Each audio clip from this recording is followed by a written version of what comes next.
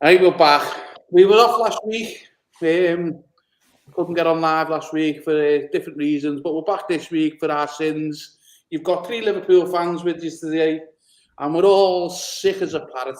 Absolutely sick as a parrot what's going on at the minute with our club. But there's other things going on, lads, in the Premier League, which I hope we can get into. So, you've got the mauling of Chelsea by Leeds. That's a great thing to talk about. You got Man City dropping points at Newcastle, but Liverpool drop points as well. And it's just bad. Arsenal flying high. What's going on there? They're having a cracking start of the season. Yeah. And then obviously the rest of the notes is Man United, all the stuff that happened in the game yesterday. Milner's flare up with VVD and stuff like that. I think there's loads to talk about, particularly from a Liverpool point of view this week. I think it's a good week to have a rant, I think. I haven't got a choice, have we, really? Let's be honest.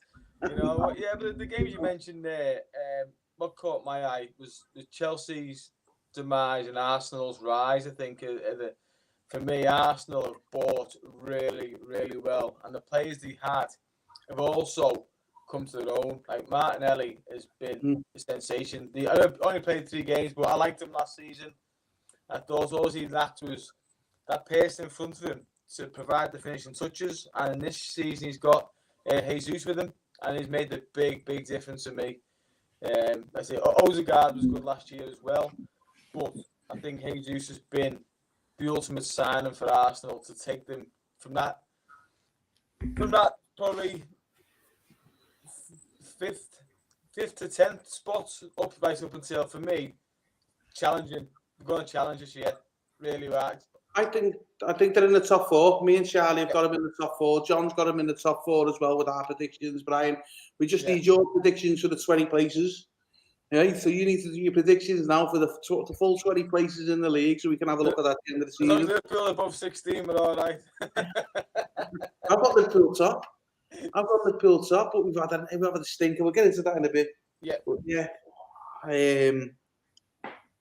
Arsenal, you look at the start they've made this season in contrast to last season. And Charlie, if you think back to what we were talking about to start the season last season with John, we were saying Arteta, he needs to start playing to the players' strengths. He needs to start get over his way he likes to play. But he stuck to his guns, and through the season last year, it starts to come good. And like I said, Brian, there you've got Martinelli coming on, really good. You've got Jesus coming. But to be honest with you, I watched them this weekend, and Zinchenko on the left-hand side. Yeah, he's another one, mate, yeah. Changed the whole dynamic of that team. Yeah. So now Arteta now has the players. Well, he's getting towards having the players to play his style of football. And I think now you'll see Arsenal kick on over the next couple of years. I think they'll challenge top 4 this year. I think they'll get top 4. I think they'll comfortably get top 4. And then I'm thinking about a year or 2, I think they're challenging for the title. I don't disagree with you. I really don't. Looking at the next 3 fixtures of Arsenal, you've got Fulham, Villa, and Man United. So the way they're playing, there's another 9 points there. Yeah. In my opinion, and Fulham will battle hard, don't they? That's what they've done. They've entered this league this season. Obviously, first game against us, and they didn't give us an inch. And they've been doing well. They've picked up 5 points over their 3 games, which isn't bad for Fulham, new promoted side. Yeah. However, I think around the Christmas time, they'll drop off a little bit. Certainly with injuries and the pace of the Premiership. But I think Arsenal have too much for them next week, or this weekend coming, I should say. Aston Villa haven't really done anything, to be fair. They're just typical Villa. And then Man United, Villa have performed that again. Who knows? So I think, for Arsenal, next 3 games, 9 points for Arsenal. So I think they're going to go from strength to strength and continue building on what they've started. Definitely. I think what we've got this year as well is normally you start and have like international breaks in September, and then normally around the beginning of October you get another international break. But this year there's no international break now until the World Cup starts in November. So it's just flat out at it. Let's get going. And to be honest with you, the way Liverpool starts, that might be a good thing. Just try and get the momentum going, try and keep the games coming so they can fix it. But we'll get into that in a bit. But yeah, Arsenal looking really good in the start of the season for me. Obviously, 3 games. How long that lasts, we'll see. They've got the mentality to drop points and still keep going. We'll see where that goes. Yeah, they will drop points at some stage, obviously. But I think the start they've made and the next few games are going to absolutely solidify their start to the season, and they'll have nothing but confidence going forward. Yeah. What's your views on that, Charlie? What do you think about that, mate? I'm curious to see. I was trying to pull up Arsenal's who they've won against so far this season, and having an issue trying to pull it up on my phone. But Bournemouth is not a big deal, and then Leicester, who I think are not very good this year at all, so that's not a big deal either for me. No. And then Crystal Palace. Okay, so First game, Palace. And we'll see when they're actually tested to see actually how good they are. Anyone can beat the mid-table teams. I know Arsenal is good, and I think they're giving up. But let's see what they do against top 6 teams and see if they fall apart or if they're actually gonna make the top 4 this year. I have them as yes, but as top 4. But again, it's still early, and again, I'm trying to also stay calm in regards to Liverpool's results. We've had 2 Monday night games. Were they all 3 Monday night games or? No.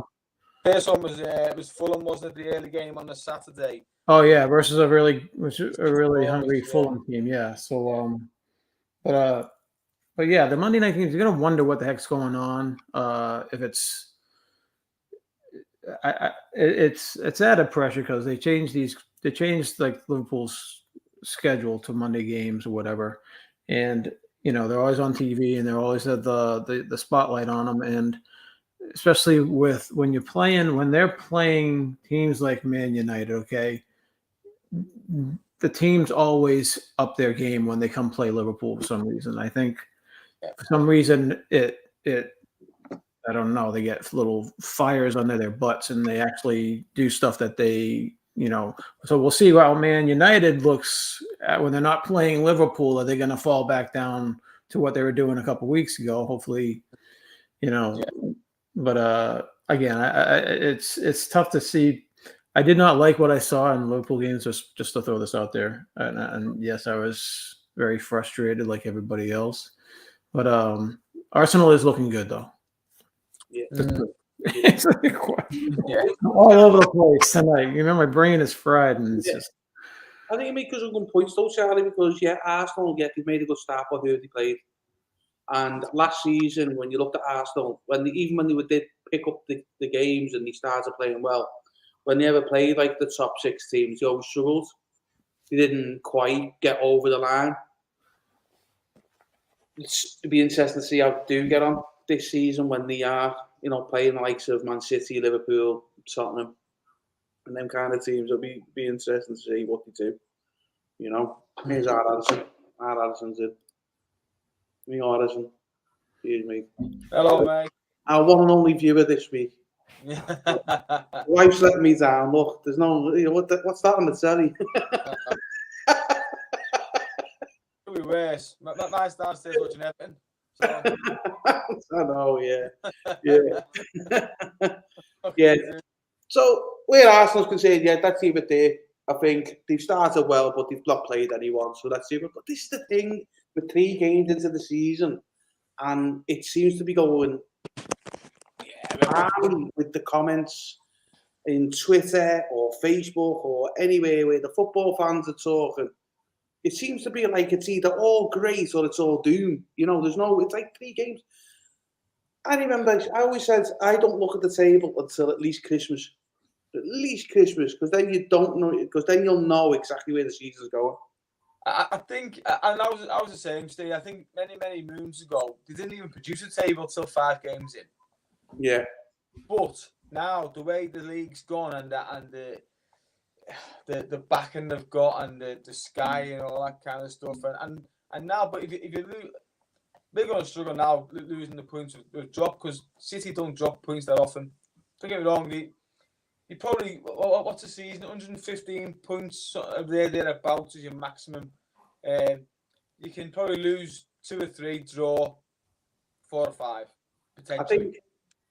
I think I'll be honest with you, Brian. I've got a feeling this season that it won't be like last season or 2 seasons ago.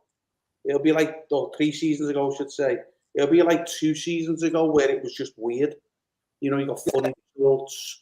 You know, Liverpool struggled to get into the top 4. We'll talk about Liverpool and Mane and stuff like that. Now I find it balmy that people are talking like that. You know, it's going to be one of them weird seasons. You know, I just got a feel it's got to be a weird season. That, you know, you're going to see things happen. I think you'll see City drop points more than you know. More often than what they have done in the past. You're dead right. We've drawn 2, lost 1 in our first 3 games. We picked up 2 points out of possible 9. We dropped 7 points. That's an awful lot of points to drop so early in the season. Yeah. You know, you've now got to go and have a near perfect season now. You know, because drop 7 points, that takes you to 108, right? You can only really afford to drop another 10 or 11 points now between now and the end of the season if you want to genuinely win that title, because that's the bar Man City and Liverpool have set. No. That's the bar. It's there. That's where you've got to hit. You know, this thing where you can lose 3 or 4 games to win the league will come around, but it'll have to be a really odd season for it to happen. Yeah, that's it. So them games where you take a draw and now must wins. Yeah. You know what I mean? It's like your Tottenham's away and stuff like that. You think, do you know what, a draw away at Spurs, that's not a bad point. That now needs to be a win, because you can't afford to. Your tolerance levels have gone where you could have accepted that, but we've used them up. Well, we haven't used them up, but you know what I mean. We've made it a little bit more difficult for ourselves. Yeah, definitely, without a doubt. But before we go to Liverpool and the proper rant mode goes on between all 3 of us, and we just have a moment where we just moan like for half an hour. You know, you've got, you know, Leeds is mauling with Chelsea. Do you know what I mean? Did you see that? Did you watch Leeds do that? Yeah, I thought they were well organised and well drilled in that game. Mm-hmm. Charlie be smiling all the more because it's an American man. Americans, yeah. Manager. You know, he's doing it. Ted Lasso. Yeah, he's definitely, he gets emotional, doesn't he, over there too? So he's great. He's great always. I love passion. I love passion in the game, really do. But I just thought Chelsea, that's what I'm saying. That's why I think it's going to be a weird season. You know, you've had United get absolutely mauled in the first 2 games against no one. And then they come against Liverpool in their cup final. And wow, they win 2-1. You've got Chelsea dropping points there. Getting absolutely hammered by Chelsea. That wouldn't have happened that season. There's no way. I would really love to see a more competitive season where it's down to the wire with, like, you know, 5 or 6 teams fighting for the title instead of how it's been the last few years. Just 2 runaway teams. I can totally see Liverpool falling apart this season. Just because I don't know, because they haven't made many changes. Like Man City, they've been on top, but they've also made changes. They've also brought in some good blood, and they've also sent some people packing. So it's almost like it's not the same team suffering, you know, shock of the last 2 years, and, you know, trying to get motivated again. They have some new, different players here. Whereas the Liverpool team, if you look at the Liverpool team, we're the same team pretty much, but we got rid of Mane and we brought in a couple. But I think some of the regulars are, I don't know if it's starting to see they're not getting up, or not getting motivated, or they're taking some things for granted, or that's what I saw that's what I was seeing yesterday in the game. Except for Millsy, you know, Millie was up in everyone's grill, just trying to say, "Hey, get off your butt! What are you doing?" You know, he was yelling at everybody, which was awesome. I love to see him do that, especially to Van Dijk. I was like, with that play when Van Dijk, I know I'm going into Liverpool now again. But I was saying, Millie was in Van Dijk's face, and he's supposedly the best defender in the world. But hey, Millie's not afraid to get in anyone's face if he thinks they're slacking, and he totally was. He's sitting back off the ball, letting the guy have a free shot. You're supposed to be going towards the guy to harass him. But I really hope it's a closer season. I mean, if you have people, if you have Fulham and Leeds pushing the envelope and not being afraid of the teams like Man City, they can take points away. Especially with Newcastle, with they were up over Man City. They were bringing it for a while, but again, with Man City, it always seems like, okay, when they get serious, they can score 5 goals in 3 minutes. It's just insane. But I'm hoping it's a tighter season that's more entertaining. It's not just 2 runaway teams again. Totally agree what you said there, Charlie. The City they haven't brought in loads of new bodies, but they've certainly refreshed what they had, and they've refreshed the squad, and they've got a newfound vigour potentially. But at the same time, Newcastle played with no fear, took the game to them, and they were very unlucky to not come away with all 3 points there. I thought Newcastle played very well. Very well. At 3-1, they might have just burnt themselves out a little bit and thought they could hold on. And as you say, City can just do that. And the ball from De Bruyne for the third one, Bernardo Silva for the third one. That's the difference in class. That's what Liverpool are massively lacking, that creativity. They brought the... I've gone too much into Liverpool, but they brought players in, but I think they're players for next season. I don't think he envisaged throwing them in right now and getting a tune out of them just yet. Nunes is going to be Firmino's replacement. He had to come in and try and do it now. Obviously, not next week, next 2 games anyway. Same for Carvalho, attacking midfielder. Was he going to be brought in for a midfielder? And obviously, with the injury crisis we've got, we have to play him now. He's only a kid. He hasn't learned the Liverpool way. He hasn't learned how we play football, and this is where it's going right. And I think the fullbacks, we've played the same style of football for the last 5-6 years. It's been a success. We can't deny that. However, what's also apparent now is other clubs have worked us out like a fine art. And they know Trent going forward, he can deliver a fantastic ball. Trent defending, he's worse than me now. Yeah, he's bad, yeah. You know what I mean? He is. And they had someone on Trent pretty much all day yesterday, so they basically took Trent out of the game. And Robinson doesn't even try crossing into the box anymore. It's like I'm getting so sick with him, and I'm just like, put Samikas in. If Robinson's not even going to try doing balls into the box, then why is he there? It's a tough one, isn't it? It's a tough call, and I don't think Simikas is at that level yet, but they will be. I'm not too sure. He can do a decent ball. I think we need a plan B. We can't continue to bang that same drum and think it's going to work over and over again. Do you know what? We've been lucky, and it has worked for many, many years. But we need to change something. We need a plan B. We need that squad depth. Evident yesterday, the squad depth is not there. You look at the bench, look at the injuries, you say, well, we've got 6 midfielders injured. Why and how is that happening? Yeah. I don't get it. It's all, and some of the injuries are undisclosed injuries. What's going on? I think Keita, I don't think he's injured. I think he's trying to manufacture a move. Maybe, yeah. Seems we're going on to Liverpool. Sorry.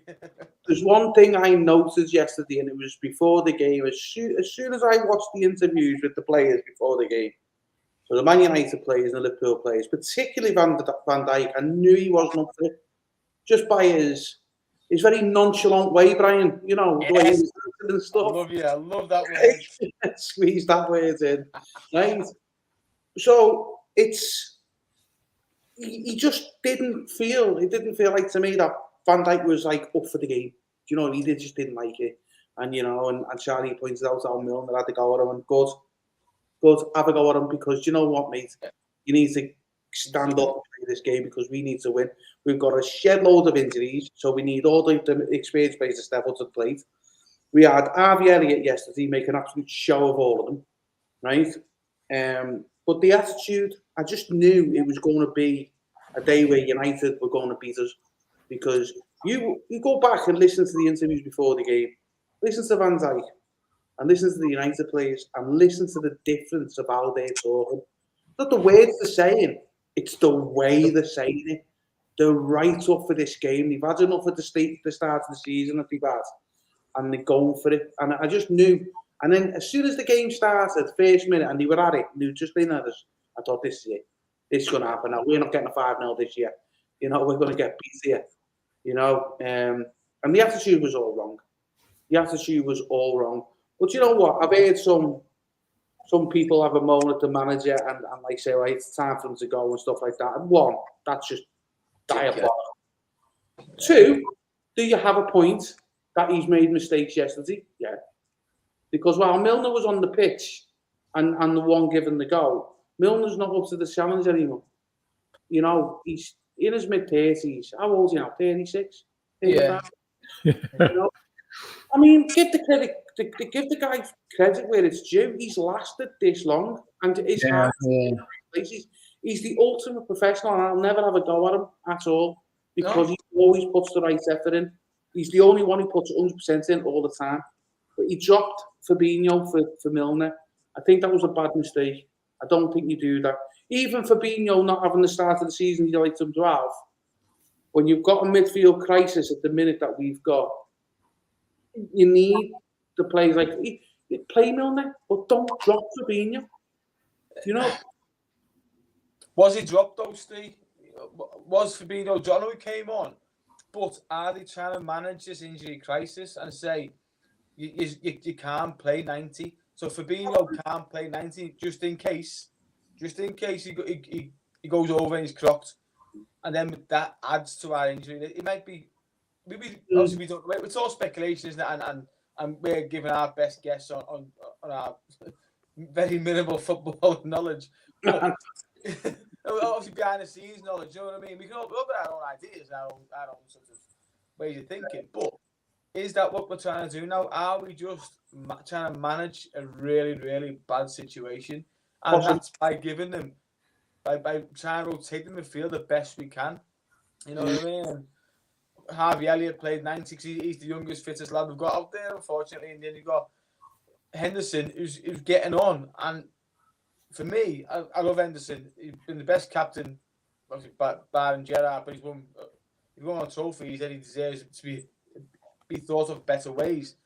But he's also starting to get to the twilight years, I think. He hasn't got the legs to carry him anymore like he did. And this is where Liverpool have challenged and chased for 5 or 6 years under Klopp, and we never really upgraded that midfield. It's always been the same. We haven't upgraded them. Obviously, players have come, players have gone. But the players have brought in, like Thiago, Keita, you can't trust them players. And evidence, you can't trust them. Fabinho, you can't trust him. And he's probably the one who's going out. But he's 30 plus. He's 30 now. You know, I don't say he's 30 and it's no age, is it? But at that level, it is when you've got players like Foden and stuff who are in the 20s and they're flying, walking past you. It's like, you know, you're never going to catch them. So you're just going to kick them. And that's when you start getting there. And I don't know. So do we now bite the bullet and just say, do you know what? Forget next summer. Let's get Jude Bellingham in now. Because he's been failing with us. Do we not go and get someone in who's young, hungry, and got the talent there? Do we not go and get him in now? You know, because, like you say, Brian, our midfield is aging. It's injured, right? Thiago's 30 plus. Fabinho's 30 plus. Henderson's 30 plus. You know, so you got 3 players straight away who you would class as your first team midfield. We let our best midfielder go last year. Who's now just gone to Roma on loan when Wijnaldum. You know what I mean? I've been saying for a couple of seasons, we need to sign midfielders. We don't seem to be getting midfielders in. You know, we got Nunes in. Yeah, is he going to be a good player? On the face of it, he looks like he's all right. Got a bit of a temper on him. Doesn't know how to take a wind up and just ignore it. You know, he's obviously got that little bit of a. I don't know. Is it wrong to say Uruguayan hot temper? You know what I mean? Because we've had one of them before. You know, Uruguayan bike shoulders. You know, so it's like for me. I think yes. When you look at the top, you've got Salah 30, you've got Firmino 30, you had Mane 30, right? Yeah. All three of them needs replacing, right? So yeah, he's right to go and get Nunes, a young lad, and he's right to go and get Diaz in January last year. Definitely two young lads with real hot prospects. I like Diaz. I've got a lot of. I really like that player. He's really good. But he's doing everything by himself now, though. It's like it seems like Diaz is always the one person giving all the effort and without much support over the last couple of games, you know. So that's why I'm worried about Diaz either getting injured or just after a while, you can't be doing everything by yourself. You need supporting players around. But go ahead, sorry. No, that probably leads into your point before, Charlie, about Robertson not looking the same player. I don't think the chemistry is there what he had with Mane. I think that's where over time, potentially, they might get that back. But I think that's where they're looking a little bit disjointed down that left-hand side. Just obviously, they were together for 5 years, them 2 or 4 years. And they got a really good understanding together. And they played very well together. They complement each other. That's not quite there yet. But, it's early days. He's only been there since January. So he has half a season, really, to try and build that relationship with Robbo. Yep.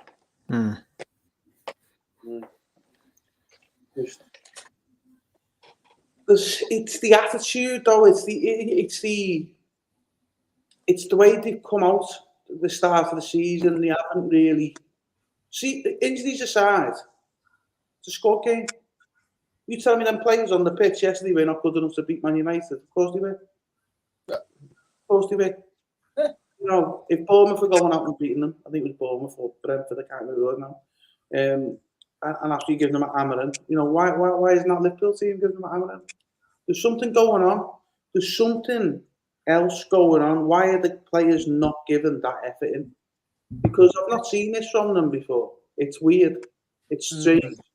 There's something going on in the background here where, they're starting to play a little bit differently, starting to have a little bit of a different attitude. Particularly Van Dijk, because Van Dijk was always the type of player where you can rely on him to give his all in every game and shout at people. But the fact yesterday he was the one getting shouted at, I've not seen that happen before. No, neither. And he's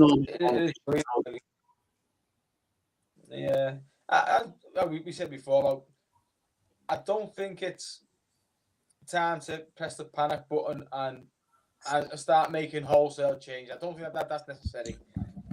But I think there's a problem. I agree with you, Steve. There's a problem that needs addressing.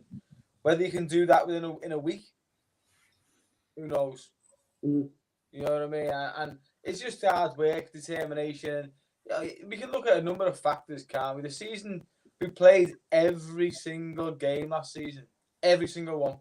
You know what I mean? Yeah. Our squad isn't massive. So them players took a bit of a beating. It's been a short, close season. We started 2 weeks earlier for the World Cup. Did we have too many pre-season games? So the players aren't fully recovered. I don't know. We're just throwing ideas around, aren't we? But they've all got to be, because City only played 2 pre-season games. That's it. And didn't travel nowhere. 2 pre-season games.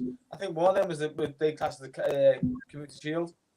So, I know Klopp's mentality is fitness, in the face, the high press, all this kind of stuff. Is that, and it reverts back to our midfield being in the 30s, is that now starting to have take its toll on them players, and they can't do it no more like they always did? Firmino was always the best at pressing. Doesn't do it anymore. No, he's getting over the hill, though, Brian, isn't he? And that's This what is I'm the saying. thing, you know, Diaz is coming on, like Chaz just said, he's the one putting all the effort in. He's the one doing all the running. So now you're seeing Diaz take up that role and doing that. As long as look, I love Fabinho, I do, but every player goes through the peak and then they come out the peak. You know, so I think we're seeing Salah at the end of his peak. I really do. I think we're going to see Salah drop off in the next year or so. But yeah, I think you make a good point there because the training regime, was that the right thing to do with such a short pre-season to do? Because isn't it just funny how we got through the Charity Shield and we looked amazing. We looked absolutely ready for the season.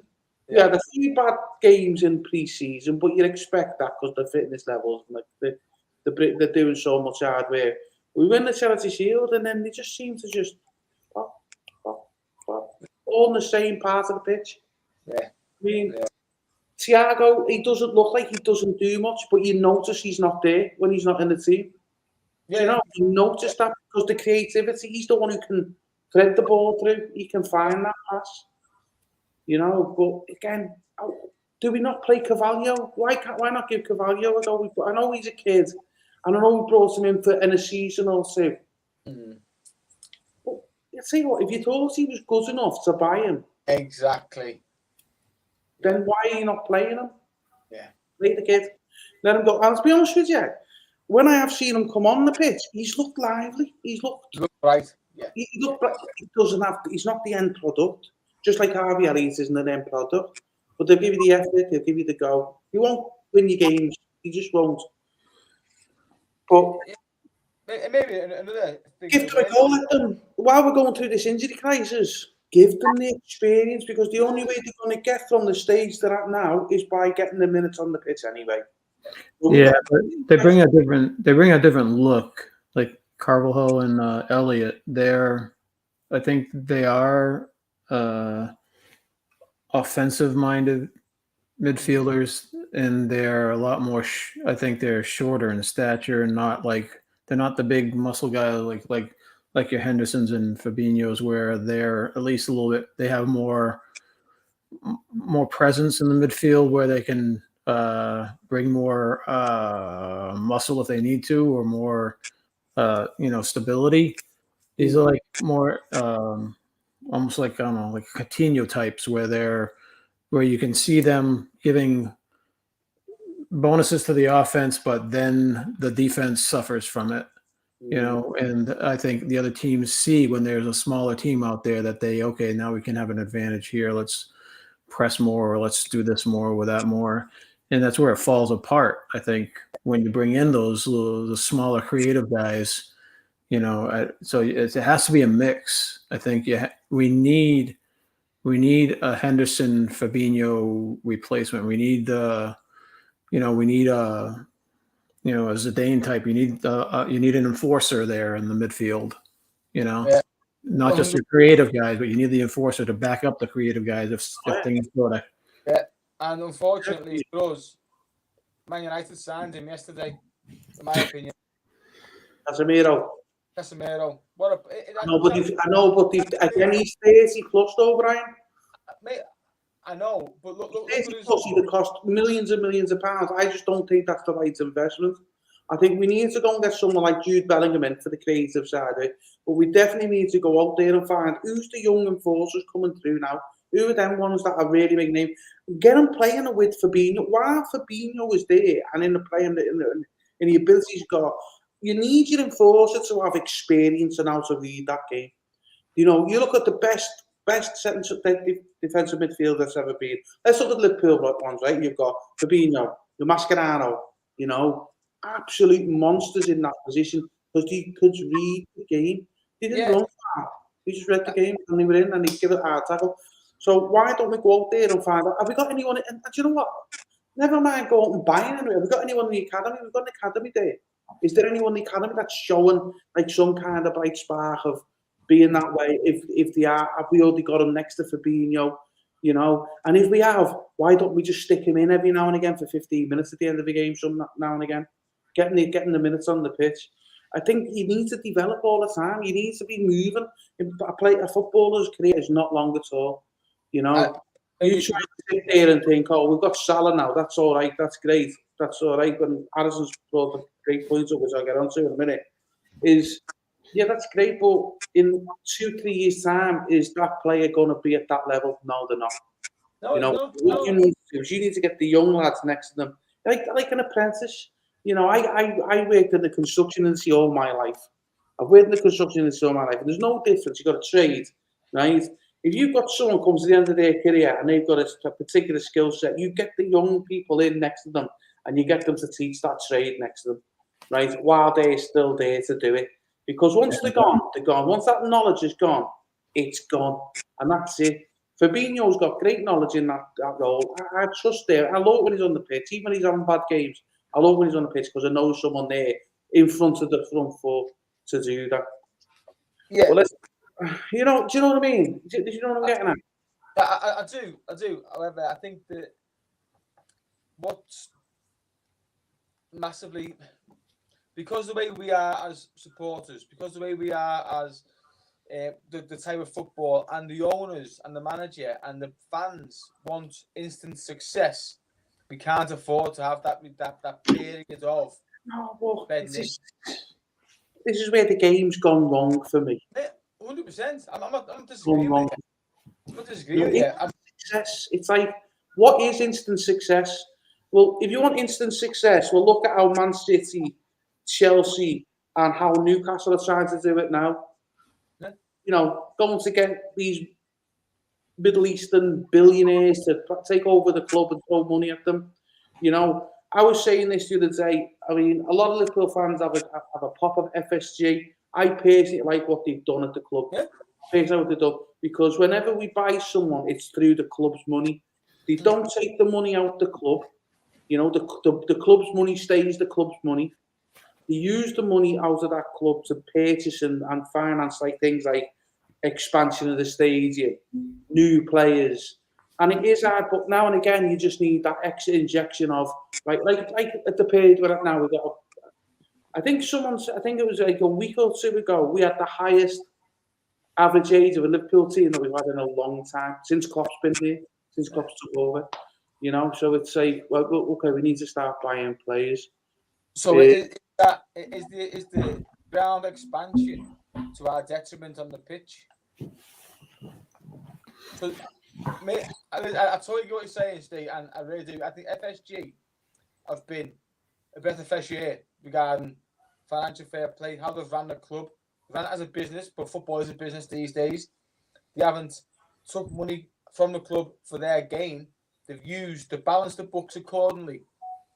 So the success we've had, where they've had to, and they've expanded the stadium to bring in more revenue, to give us more money for players, but you can't do both.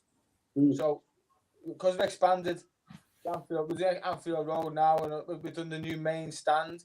So at what cost has that been through getting players through the door, while these aging players have been on the horizon to say, we really should replace these, but we've started this build now. You know what I mean? Obviously, we don't know the answers to this, but on your... That's poor management on my part, Brian, if you look at it in that way. Be poor management, because you should be foresight, you should be forecasting all these issues and those these 5-6 years ago. Salah, yeah, he's 26, he's great, but in 5-6 years' time, he's not going to be as great. So we need to look at it. And you know how FSG, they've brought the philosophy they had at the Red Sox, Moneyball kind of, and it's worked, buy young, and they've had a really good go to market. And it sounds like we're going all doom-mongering. We're only 3 games into the season.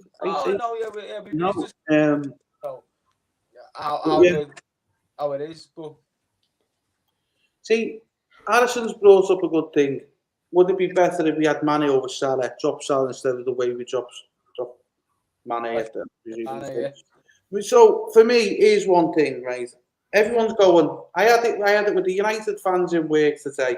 Oh, you're missing Mane, aren't you? You're missing Mane. I went, how are we? I said, in the first half of last season, where was Mane? In fact, most Liverpool fans were calling for Mane to be shot off. because he just wasn't there. And then it was up to the African Cup of Nations. It was Salah who was the star. Then after the African Cup of Nations, it flipped. So yeah, because he finished the season strong, yeah, that's great. But hang on a minute. 2 seasons ago, we struggled to get in the top 4. Mane was in that team. We lost the Champions League last year. Mane was in that team.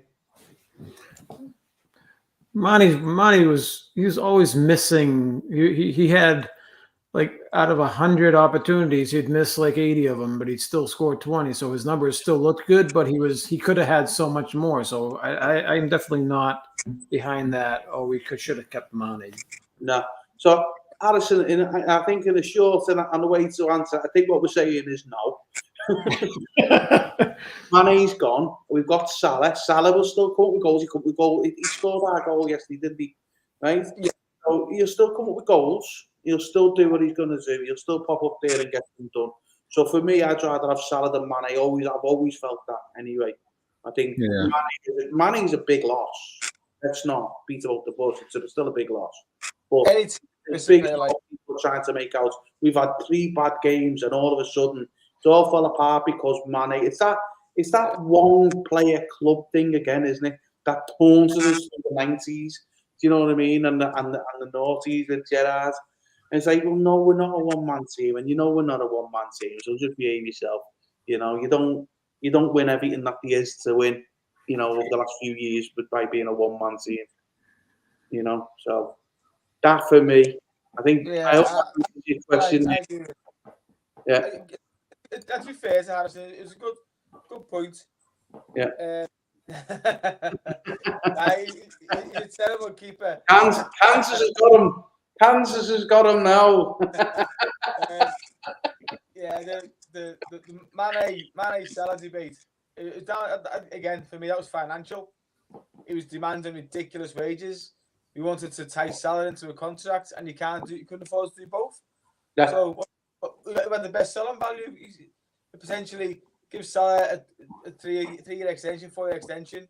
In 2 years, get rid of him with 2 years left on his contract. Get some big money for him. Mane was in his last year. He ran it down. So it was again a business financial decision. I think. I don't doubt that the decision that was made was the right one. We've just got to go through a bit of an adjustment, and it's not a major adjustment if you ask me. I mean, what's made it worse is obviously what's people are overlooking is the injury list we've got, right? And the absolute buffoon getting sent off last week. Yeah, you know that. He just should just paint a big bullseye on him now, because they're going to be doing that all the time. And I don't know if he's mature enough to. They're going to have to tape his mouth shut. Yeah, he's only a kid, and like I say, his mate is Luis Suarez. You know, and Luis Suarez wasn't known for being able to handle them situations. Yeah, watch out for your. If he is going to be like Luis Suarez, then I hope he brings the kind of style of play and the kind of level of play, because I think that's the only reason Suarez ever got away with it at Liverpool for as much as for as long as he did, because there's absolutely no way. Imagine. Do you remember El Hadji spitting on the cell? It was a big no. Everyone went, no, you don't do that. It's disgusting. Well, for me, what Salah done was worse. Suarez done was worse by chewing the Chelsea player's shoulder. You know, you don't do that. That's just, what are you doing, mate? Are you some kind of yards or something? Yeah, but because he banged the goals in and he fought for the team, everybody looked, you know, and it's football fans are fickle, aren't they? Massively. Badly. And it's got worse over the years. I think it's worse now than it's ever been. I've never known. No, honestly, I'm going to be on. I've never known a team to drop points in all first 3 games, and the fans start calling for stuff. Start saying it's all gone Pete Tong, it's all. I mean, we've done a little bit of it tonight saying we're all, but I think we've made some good points in terms of the age of our players, where it needs strength and what the club needs to do to get better. But I don't think any one of us here thinks for 1 second that Liverpool aren't going to improve and get back to the ways. They will. and not one of us have said we need to change the manager or the because it's worked. It has worked, and the people who were starting to shout them kind of shouts out of like the time for Klopp to go. I question: are they Liverpool fans in the first place? Is it just getting Twitter clickbait potentially, or they just want it's what it is, isn't it? And we all know that, and or what it is as well is the age of us. We've been through them bad dark days of like Roy Hodgson and people like that, and you're thinking to yourself, "Come on, all these." Roy Hodgson, that was a good day. That was one of the good days compared to some of the stuff that I've seen in our days. Like, you got the Spice Boys of the 1996 FA Cup or 97 FA Cup. The Spice Boys in that white suit. We've seen some bad days, but all the kids have seen recently is they think the football started when the Premier League started. Come on, it was a long time before that. You know what I mean? And they think football started when Liverpool got good again. No, listen, it's a roller coaster, isn't it? Football's a roller coaster. Up and down all the time, and it's only as good. And we've had a bit of a moment tonight, but because it's only as good, you're only as good as your last game, and we weren't very good. So we've got the right to moan. You know, if you're the likes of, I don't know, Everton, for example. Then you're on the verge of drinking every night, aren't you? Just to get through the night. I think that gets me through the day. You know, I'm not an Evertonian. I mean, I don't know.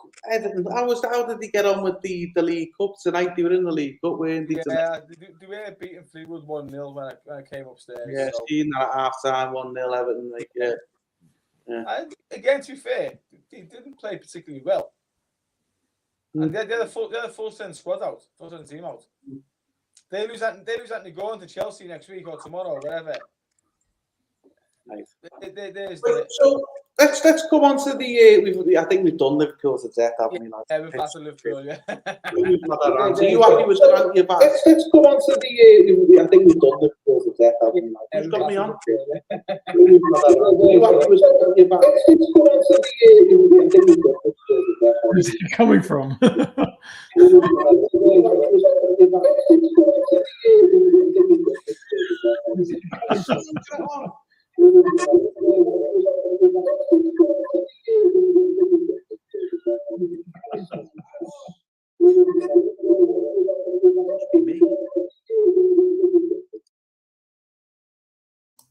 Yep, Stephen.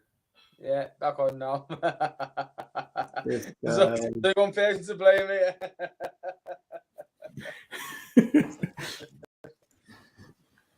I get weird now he's gone anyway, Charlie. That's a sign. He was trying to stop us talking about Liverpool, and look what happens. That's what happened. He's jumped off and jumped back on, as he's trying to now. How's your summer been, Charlie? Been okay? It's been hot, but yeah, it's okay. You know, we're just trying to do all the moving stuff, and he's still in the moving process. But now he's muted still. Right, another tab had opened up with the thinging, with the playing on the YouTube. Right. So it's coming down. What the hell's going on here? Technical issues. Yeah. Oh yeah, we've done Liverpool to death. Fantasy Premier League. How are we all getting on? Charlie, you done triple captain, lads, and you got negative points. Wow.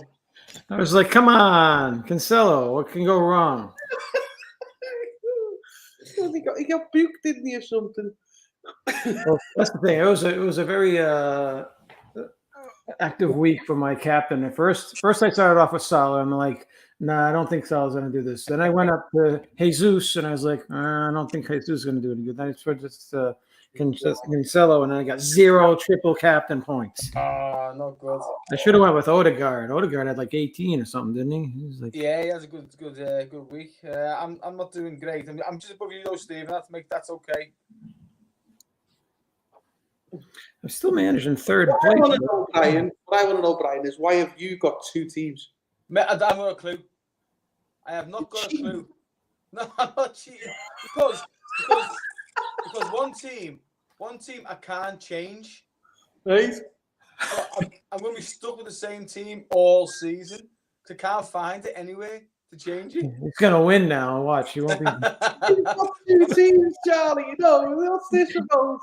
You know, doubles. What's mine? The team that I can't change is above the team I can change.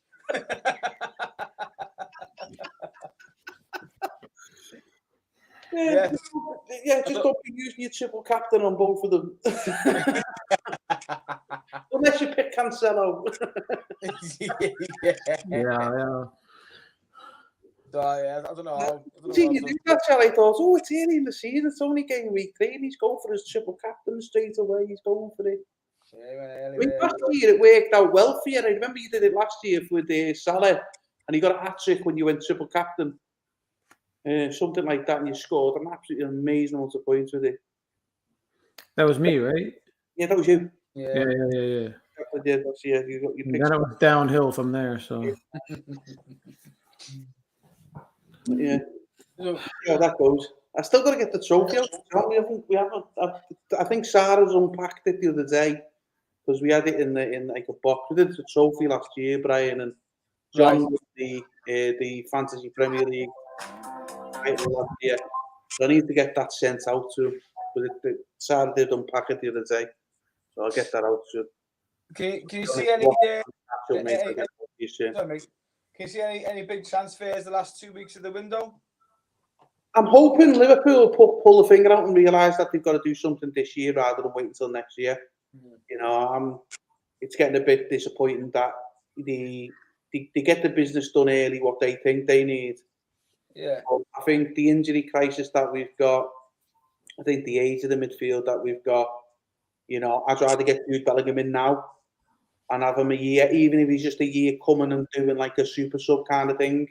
You know, getting used to us that way. Next year, we've got a real new signing of a midfielder. Yeah. And treat them like a bit of a Carvalho, do you know what I mean? Have Carvalho and Jude Bellingham next season. I'd rather get him in now than later for that reason. I think I hopefully we do that. Can you see Ronaldo leaving? Yeah, I can see Ronaldo leaving. Harrison saying he doesn't know if it's true. He might be getting Jude Bellingham. You know, well, hopefully, mate, that's hopefully where we're going. I see Ronaldo going. I see Ronaldo, you know, he's not happy at Man United. To be honest with you, I think Man United, they didn't start him yesterday. And that's probably one of the reasons why they played so well, because he wasn't on the pitch. Exactly. They're playing better without him. I would leave him off. Sorry, but... I'll put it back on. I mean, yeah. If I was a United fan, I would leave him off. Yeah, I thought Bruno yesterday, given the armband, because obviously Maguire got dropped as well, and I thought he was sensational yesterday. Bruno Fernandes, thought he was really, really good. Yeah, so I think that with Ronaldo not being there to dictate the play and stuff, come into their own, them kind of players. So he's doing very well. Very well. Yeah, I don't see too much going anywhere else. Newcastle might go back in the market. They're just going transfer crazy, aren't they, this year? Yeah. So they might see a couple there. And Aubameyang, Chelsea. So I won't want that. Yeah, out them two. I'd probably go Aubameyang for 12 months. Yeah. I don't think Anthony Gordon is. He's got potential. He's got potential, but 54 games and 4 goals isn't great for the forward. No. I think are we talking about Chelsea? You're going for Gordon here? Yes, yeah. I think where Chelsea got to understand is they've done this with an Everton prodigy before. It didn't work out well for them. You know, where's he now? Yeah, Chelsea always do don't think they've done it years and years ago. Took Scott Parker from Charlton. Yeah. Ruined his career. You know, let's say Ross Barkley's obviously the one who did some most. They've done it with Salah, they've done it with De Bruyne, they've done it with Lukaku. That's what they do. You know, they bring these youngsters in. And they just send on. Yeah, they don't deliver what they expect to deliver in the first season or season half. So they just It's just get rid of them and then bring them back for double the money 5 years later. Yeah.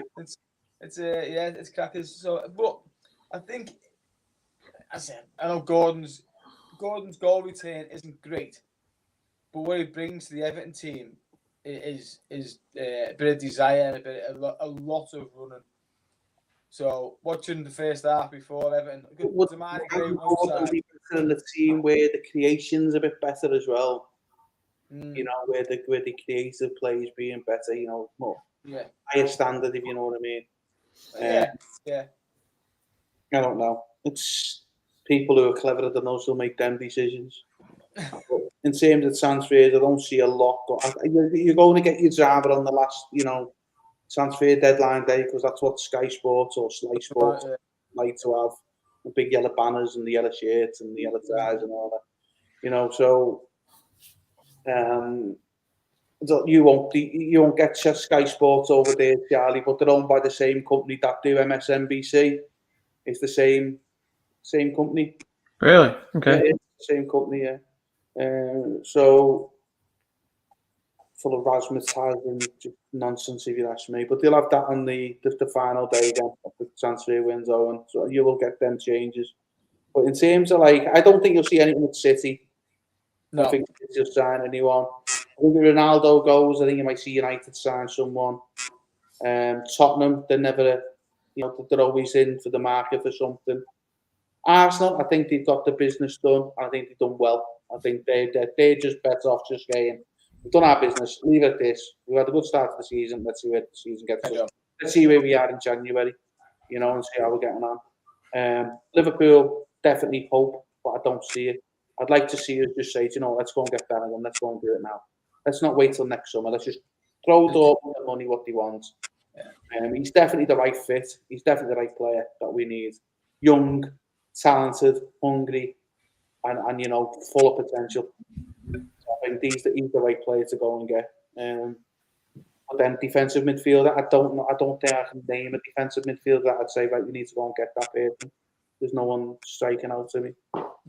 No, I think if you think English defensive midfielders, the only two would probably be, Man City signed Calvin Phillips. What a waste of time that was for me.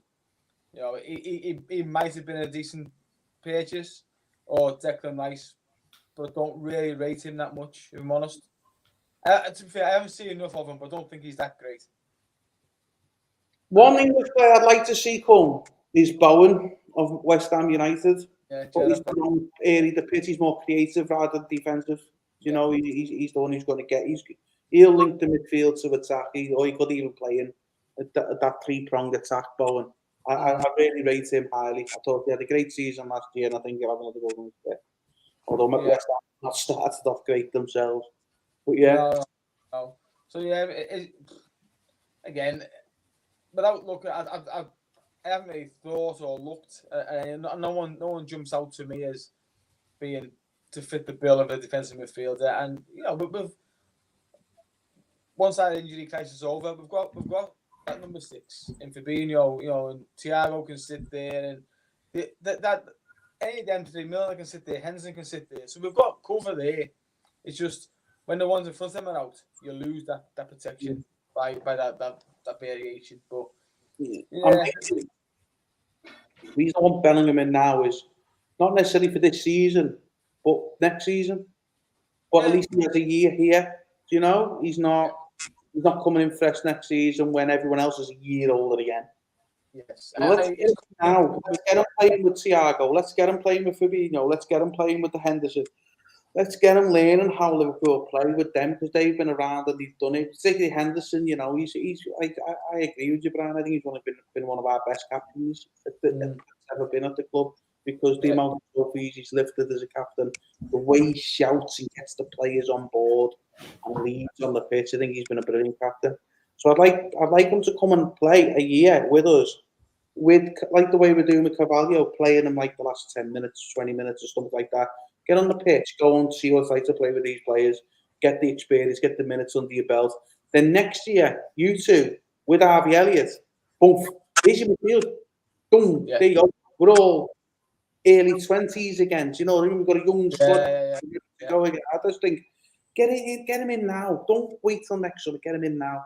If we have to finance it some kind of way that we, borrow money or whatever, just do it. Just get it done. Get him in now because I think in the long term it'll be more beneficial to us. How much would you get for Keita? 40 million? Keita needs to go. He's got the wrong attitude. Yeah, 100%. He's got the wrong attitude. He's not good enough. Ship him out. We've tried to sell Nat Phillips a few times. He no one wants the ball. No one's in the ball, lad. So but I like him now. I like him. By the way, the ball's in the air. He's going to win it. He's on the floor. He's going to tackle you. The only thing he lacks is pace and passing, which is quite fundamental. He's an old-fashioned centre-half, Brian, and he's an old-fashioned centre-half. He's about getting in the air, heading it, and knocking lumps out of the players. Yeah. That's what he's about. But Joe Gomez is like that as well. Joe Gomez last week, I thought he did well when he come on. Not so much this week, but we've got the nucleus of the young players there, but we just need to make a couple of additions and have the experience there to bring them through over the next year or two. And then you can say right now, right, Henderson off you go, Thiago off you go, Fabinho off you go, and these all come and play. These are the players, So that like the Fabinho and the Thiagos, they become the strength in depth rather than the first team. Of course, experience. Yeah. Right. It's been an hour, lads. It's been a joy. We got through it. I think we can live the rest of the week now and think, right, Liverpool next week. Let's hope we get a win. Who is it? Brentford, is it? Brentford Saturday? Is it Brentford, is it? I don't know. Bournemouth, right? Bournemouth? I think we're playing Bournemouth. Sorry, yeah. It is Bournemouth, Newcastle and Everton. As long as it's not a Monday. It's not a Monday, is it? Because I'm sick of these night games, mate. Yeah, I'm kidding. It better not be a Monday. Sure, Saturday, 3 o'clock. Saturday, yeah, Bournemouth, 10 o'clock, yeah. Yeah, okay, though. Right, anyway, until next week. Yes.